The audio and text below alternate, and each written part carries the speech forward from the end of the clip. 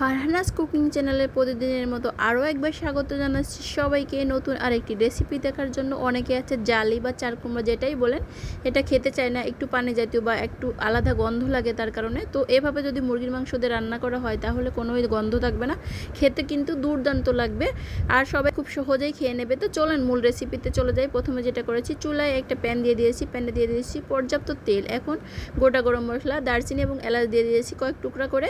তো এ পর্যায়ে 1 কাপের মতো পেঁয়াজ কুচি দিয়ে দিয়েছি। এই তো পেঁয়াজ কুচিটি দিয়ে একটু নেড়ে চেড়ে আমি এখন দিয়ে দেবো কয়েকটি কাঁচামরিচ ফালি করে রেখেছিলাম সেটাই। তো কাঁচামরিচটা দিয়ে আবারও একটু নেড়ে চেড়ে নিব। এই পর্যায়ে 1 চামচের মতো লবণ দিয়ে দিব।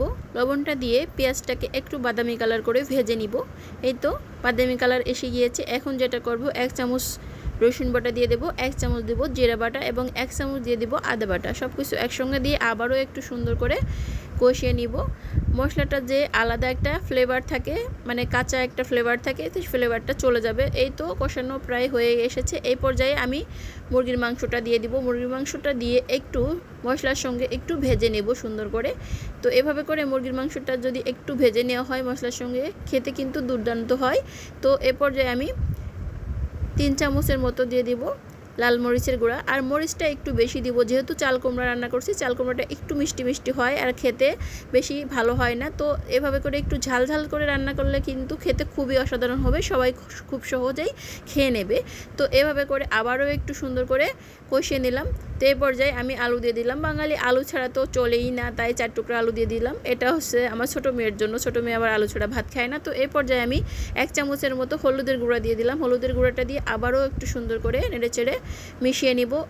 তো সুন্দর করে হলুদটা মিশিয়ে নিয়েছি। এখন যেটা করব, আগেই ভাপিয়ে রাখা চাল কুমড়োটা দিয়ে দিব। সুন্দর করে হালকা একটু লবণ দিয়ে সুন্দর করে ভাপিয়ে রেখেছি। ভাপিয়ে আরও কয়েকবার করে ধুয়ে নিয়েছি। এটা করলে যেটা হয়, চাল কুমড়োর যে এক্সট্রা একটা গন্ধ থাকে সেই গন্ধটা চলে যায় আর খেতেও কিন্তু খুবই অসাধারণ হয়। তো অবশ্যই আপনারা চাল কুমড়োটা ভাপিয়ে রান্না করার চেষ্টা করবেন, এভাবে যদি মুরগির মাংস দিয়ে রান্না করেন।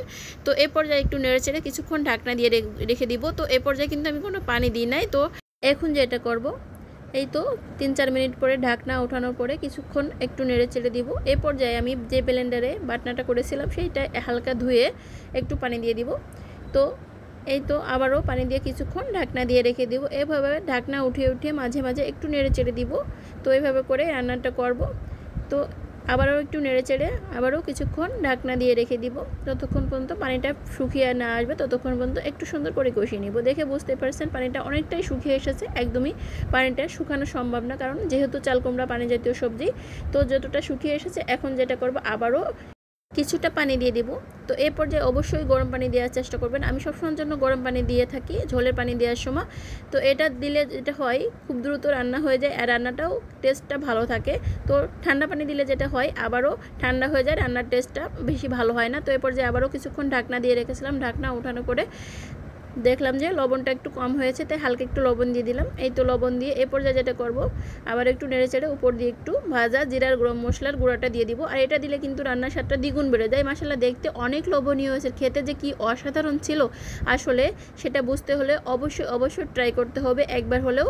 আর রেসিপিটি ভালো লাগলে প্লিজ একটু লাইক, কমেন্টস এবং শেয়ার করে দিয়ে অন্যকে দেখার সুযোগ করে দিবেন। আল্লাহ হাফেজ, সবাইকে অনেক অনেক ধন্যবাদ। ভালো থাকবেন সবাই।